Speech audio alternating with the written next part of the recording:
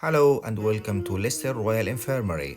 My name is Tarek Lolah and I'm one of the emergency department registrars.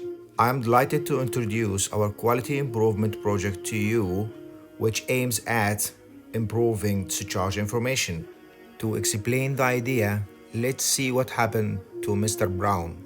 So, Mr. Brown is a 70 years old man who has been recently discharged from ED after attendance for generalized weakness with sodium level of 125. He has been advised by the ED doctor to stop his water tablet for 3 days, then restart it again. But eventually, at home, he remembered only that he should stop his water tablets. 1 week later, he re-attended ED, hypoxic overloaded, and was admitted because of decompensated congestive heart failure.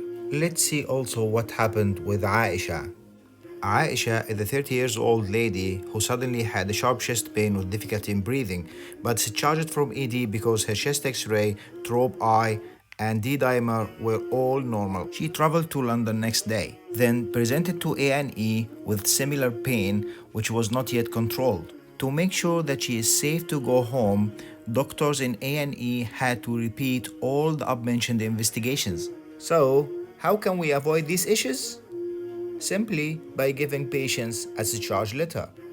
Or let's see the position of the Royal College of Emergency Medicine regarding the discharge information. So this quotation is taken from the best practice guidelines published by the Royal College of Emergency Medicine in 2017. It has been long appreciated that recall of medical information is not complete. It's also appreciated that provision of written information is effective in increasing patient recall, improving clinical management, and patient satisfaction. Consequently, provision of written information is often a key feature of efforts to inform patients and to enhance patient involvement. Given the anxiety for patients presenting to an ED and the environment of a typical emergency department, it's perhaps not surprising that these findings have been replicated significantly in the emergency department settings, especially with regard to post-discharge care and lack of recall. These findings support the use of providing written information in addition to the verbal advice given by clinicians.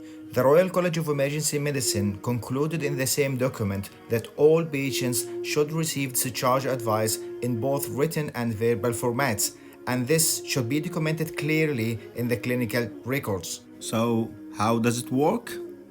Usually, we send the patient home with verbal advice, then we use the nerve center coding interface to write down the GP letter. But what should we actually do?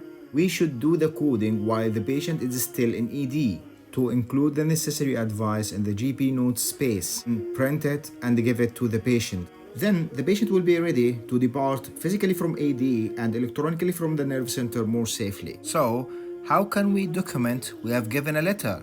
You can always write it down in the patient notes, or much easier to use the stamp we made for that. You need only to tick the box and sign it. So, how are we performing?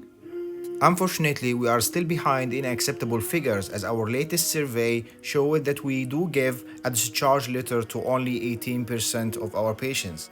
Our survey also interestingly showed that our patients are more satisfied when they are given a letter.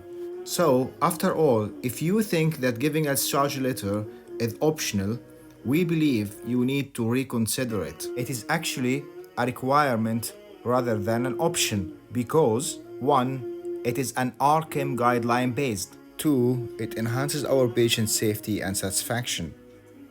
And finally, if you need any further information, please do not hesitate to contact me or any of our team members. And thanks for your time.